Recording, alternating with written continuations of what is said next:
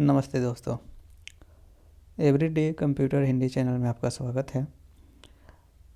पिछले वीडियोज में हमने समझा था कंप्यूटर क्या होता है और कंप्यूटर के मेन पार्ट्स कौन से होते हैं और कंप्यूटर के हिस्ट्री के बारे में। आज हम समझेंगे मॉडर्न कंप्यूटर के बारे में। जो आज हम कंप्यूटर यूज कर रहे हैं अपने आधुनिक युग में, उसे मॉडर्न कंप्यूटर या आधुनिक संगणक कहा जाता है। जो हमारा मॉडर्न कंप्यूटर है, आधुनिक कंप्यूटर जो है, एक एडवांस इलेक्ट्रॉनिक मशीन है जो कि मुश्किल से मुश्किल काम को करता है दो चीज़ों की मदद से, हार्डवेयर और सॉफ्टवेयर की मदद से। इसे डिज़ाइन किया गया है विभिन्न टास्क के लिए, जैसे कम्युनिकेशन यानी कि किसी से बात करना हो, कोई मैसेजेस करना हो, उसके लिए मल्टीमीडिया प्रोसेसिंग यानी अनेकों काम करने के लिए, लाइक गेम खेलना हो, बिजनेस एप्लीकेशन यूज करना हो, AI यूज करना हो, और भी बहुत सारे कामों के लिए बनाया गया है। ये हमने पिछले वीडियोज में ही समझा था। आज के वीडियो में हम सीखेंगे हार्डवेयर और सॉफ्टवेयर के बारे में, जो कि ये दोनों चीज़ों से आपका मॉडर्न कंप्यूटर अभी का चलता है। तो सबसे पहले बात करते हैं हार्डवेयर की। हार्डवेयर होता है फिजिकल कंपोनेंट्स, यानी कि उसकी जो बॉडी है, जो उसमें मैकेनिकल चीज़ें हैं, उसको हार्डवेयर कहा जाता है। लिखा भी गया है, all the mechanical parts of computer called hardware. E.G. इसका मतलब होता है एग्जाम्पल ग्रीस, या इसको फॉर एग्जाम्पल आप बोल सकते हैं। ये कंप्यूटर के जितने भी मैकेनिकली पार्ट होते हैं उसे हार्डवेयर कहा जाता है। इसे दूसरी भाषा में बहुत सारे लोग कहते हैं कि कंप्यूटर के सभी मैकेनिकली पार्ट या सभी पार्ट जिसे छू सकते हैं हार्डवेयर कहलाते हैं। कंप्यूटर के जितने भी फिजिकल कंपोनेंट्स हैं, जो उसकी बॉडी है, उसका स्क्रीन हो गया, उसमें माउस हो गया, कीबोर्ड हो गया, इन सभी चीज़ों को आप छू सकते हैं और सभी मैकेनिकली होते हैं, सब के सब हार्डवेयर कहलाते हैं। CPU होता है कंप्यूटर का brain, the brain of the computer that perform calculations and process instructions. CPU जो है कंप्यूटर का दिमाग होता है, जो कि सभी कैलकुलेशंस को और निर्देशों को करता है। मतलब कि जो भी हम कंप्यूटर को काम बताते हैं, वो सारा का सारा CPU ही करके हमें देता है। जितने भी कैलकुलेशंस आप दे रहे हैं, या टाइपिंग कर रहे हैं, या फिर इंटरनेट यूज कर रहे हैं, जितने भी काम आप बता रहे हैं, वो सारा का सारा CPU ही उसे कर रहा है, क्योंकि CPU ही ब्रेन है इसका, और ब्रेन में ही सारे फंक्शंस होते हैं।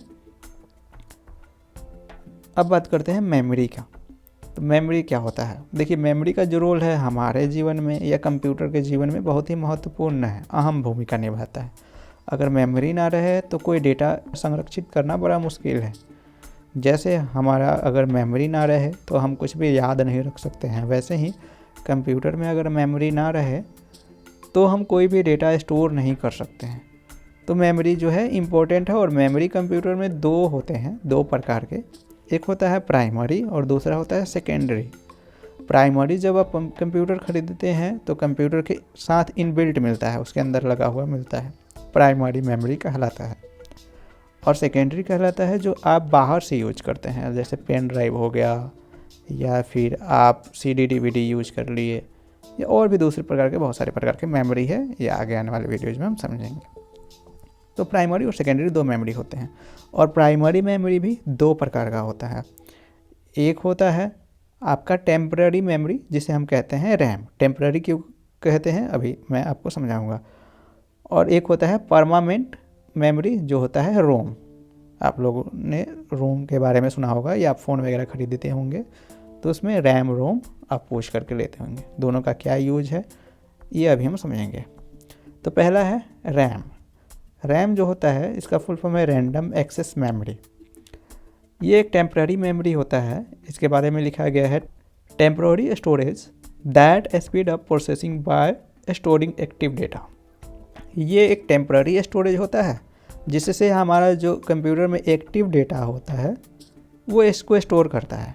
कहने का मतलब है कि कंप्यूटर में जितने भी एक्टिव डेटा है, मतलब जो डेटा है जिसमें हम काम कर रहे हैं, लाइक कोई आप ऐप यूज कर रहे हैं, कोई एप्लीकेशंस यूज कर रहे हैं, कोई फाइल बना रहे हैं, या कोई फाइल पढ़ रहे हैं। जैसे मैं ये नोट्स ओपन करके मैंने रखा हुआ है, तो जिस समय हम उस पर काम कर रहे होते हैं, मतलब वो एक्टिव होता है। और जब एक्टिव होता है उस समय वो रैम में होता है, क्योंकि रैम से जितने भी काम होते हैं रैम में डेटा इसीलिए ही रखा जाता है, रैम जो होता है काफ़ी फास्ट होता है और इसी से हमारा कंप्यूटर इतना फास्ट बन पाता है। अगर हम तुलना करें HDD या SSD का तो उससे फास्ट होता है रैम। दैट्स वाई अगर आप फ़ोन ख़रीदेंगे या कंप्यूटर ख़रीदेंगे तो उसमें जितना ज़्यादा रैम रहता है उतना कंप्यूटर आपका अच्छा चलता है। हालांकि सिर्फ रैम से ही डिपेंड नहीं करता है, क्योंकि और भी बहुत सारी चीज़ें होती हैं, जैसे प्रोसेसर होता है और मेमोरीज का जो SSD है या HDD है, और उसमें जनरेशन वगैरह भी मायने रखते हैं। तो ओवरऑल रैम जो है वो हमारा कंप्यूटर का एक टेम्पररी मेमोरी है और हमारे कंप्यूटर में जितने भी काम होने रहे होते हैं जिस ऐप पे, जिस फाइल्स पे, उसको रैम स्टोर करके रखता है। जब आप कोई भी अगर आप फाइल खोलते हैं, उसको ओपन करते हैं, कोई ऐप ओपन करते हैं, तो रैम में लोड लेता है और रैम से ही हम उसका यूज करते हैं। अब बात करते हैं स्टोरेज की। तो रैम जो होता है ना, इसके बारे में मैंने एक और चीज़ आपको नहीं बताया कि रैम जो होता है वो डेटा लॉस कर देता है। जैसे ही इसमें से पावर कट होगा डेटा लॉस हो जाता है। जैसे आपने कभी नोटिस किया होगा कि कोई सारा ऐप आपने खोला है या कोई फाइल्स पे आप काम कर रहे हैं और कभी गलती से कंप्यूटर बंद हो जाए या बैटरी लो हो गया, अगर मोबाइल बंद हो जाए, मोबाइल पे आप काम कर रहे हैं, तो जब आप फिर से स्विच ऑन करेंगे उसको, तो जितने भी आपका एक्टिव डेटा था वो सब लॉस्ट हो चुका होता है, मतलब कि वो सब का सब क्लोज हो गया होता है। जैसे आपने कोई फाइल या ऐप ओपन करके रखा होगा और एकदम से आपका मोबाइल बंद हो गया और जब आप उसको खोलेंगे तो वो बंद ही मिलेगा। सभी ऐप जो होंगे वो क्लोज हो जाते हैं, क्योंकि वो उस समय जब आप काम कर रहे थे तो वो रैम में था और रैम से जैसे ही पावर लॉस होता है इसमें का डेटा डिलीट हो जाता है। इसीलिए इसे टेम्पररी मेमोरी भी बोला जाता है। अगला है स्टोरेज। स्टोरेज में हम स्टोरेज बनाते हैं HDD से, SSD से। HDD का फुल फॉर्म होता है हार्ड डिस्क ड्राइव और SSD का फुल फॉर्म होता है सॉलिड स्टेट ड्राइव। ये जो होता है परमानेंट स्टोरेज होता है किसी भी फाइल्स, फोल्डर्स या सॉफ्टवेयर्स का। मतलब कि अगर आपके कंप्यूटर में जो भी फाइल्स है, फोल्डर्स है, सॉफ्टवेयर्स है, सब के सब रहते हैं या तो आपके SSD में या HDD में। नया जो मेमोरी का टाइप आया है वो SSD आया है, इससे पहले HDD है। नया अगर आप कोई कंप्यूटर खरीदने जाएंगे तो SSD उसमें मिलेगा, या हो सकता है दोनों मिले, HDD या SSD दोनों मिले। SSD जो है नया तकनीक है और ये फास्ट है कंपेयर किया जाए HDD से। तो अब ये जो होता है परमानेंट स्टोरेज होता है, इसमें कोई भी फाइल्स, फोल्डर्स रख लेंगे, ये तब तक रहेगा जब तक आप उसे डिलीट ना कर दें। मतलब वो खुद से डिलीट नहीं होगा, आप चाहेंगे तो डिलीट करेंगे तो डिलीट होगा, नहीं तो डिलीट नहीं होगा। ये परमानेंट रखेगा, चाहे इसमें पावर दिया जाए या चाहे पावर ना रहे, उससे कोई फ़र्क नहीं पड़ता है। जितना डेटा है उसमें वो स्टोर रहेगा, आप चाहें तो उसको इन फ्यूचर डिलीट कर सकते हैं, लेकिन अपने से ये डिलीट नहीं होता है, इसीलिए इसे परमानेंट स्टोरेज भी कहा जाता है। तो आपके फ़ोन में जितने भी फ़ोटोज़ हैं, ऑडियोज़ है, म्यूज़िक है, वो सब का सब है आपके रोम में, और रोम बना है SSD से या HDD से। अब बात करते हैं मदरबोर्ड की। मदरबोर्ड के बारे में लिखा गया है the main circuit board that connect all components. ये क्या होता है, एक मेन सर्किट बोर्ड होता है। अभी सर्किट बोर्ड क्या कहलाता है, कंप्यूटर का CPU खोला जाए या लैपटॉप आप कभी ओपन करेंगे तो उसमें एक बड़ा सा बोर्ड होता है और उसी बोर्ड में सभी कंप्यूटर के कंपोनेंट्स कनेक्ट होते हैं। लाइक कीबोर्ड भी उसी में कनेक्ट होगा, रैम भी उसी में अटैच किया जाता है, SSD भी उसी में अटैच किया जाता है। इसके अलावा माउस भी कनेक्ट करेंगे, आप उसी में कनेक्ट करेंगे, माइक कनेक्ट करेंगे, वो किसी न किसी तरीके से जाके सारा का सारा मदरबोर्ड से ही कनेक्ट हो रहा है। यही मेन बोर्ड है, यहीं से सारे काम होते हैं। आपके कंप्यूटर में जो प्रोसेसर लगा है उसी बोर्ड में लगा हुआ है, तो ये मेन बोर्ड कहलाता है। तो इसको आप कंप्यूटर खोलेंगे तभी दिखेगा, बाहर से नहीं दिखता है। अब बात करते हैं इनपुट डिवाइसेस। इनपुट डिवाइसेस वो होते हैं जिससे कंप्यूटर को काम बताया जाता है। जैसे अगर हमें कंप्यूटर में कुछ टाइप करने हैं तो हम कीबोर्ड की मदद से करते हैं, अगर हमें कोई फाइल खोलना हो, कोई कमांड देना हो तो हम माउस की मदद से करते हैं, और टच स्क्रीन से भी ये दोनों काम कर सकते हैं, जो हमने माउस से किया, कीबोर्ड से किया। और टच स्क्रीन से हम टाइपिंग भी कर सकते हैं और कोई कमांड भी दे सकते हैं। तो मतलब जो भी यूजर है, जो व्यक्ति कंप्यूटर यूज कर रहा है, वो कंप्यूटर्स में कुछ इंस्ट्रक्शंस दे रहा होता है, निर्देश देता है। तो निर्देश जिस डिवाइस से देता है वो डिवाइस कहलाता है इनपुट डिवाइस। हम किसी भी डिवाइस का यूज करके कंप्यूटर को काम बता रहे हैं, इनपुट डिवाइस कहलाता है। जैसे कैमरा हो गया जिससे हम फ़ोटो कैप्चर करते हैं, बार कोड रीडर हो गया, इसके अलावा ट्रैक बॉल हो गया, इससे भी वीडियो गेमिंग पे कंट्रोल किया जाता है। तो ये सब इनपुट डिवाइस कहलाते हैं। अब बात करते हैं आउटपुट डिवाइसेस की। आउटपुट डिवाइसेस वो डिवाइसेस जिससे कंप्यूटर रिजल्ट देता है, जैसे मॉनिटर हो गया। और मॉनिटर के कई प्रकार भी होते हैं, आपने सुना होगा LCD, LED, OLED, QLED, ये सब मॉनिटर के प्रकार होते हैं, लेकिन सबको बोला जाता है मॉनिटर्स। उसके बाद है प्रिंटर्स। प्रिंटर्स पे भी हार्ड कॉपी प्रिंट किया जाता है, रिजल्ट ही कंप्यूटर देता है।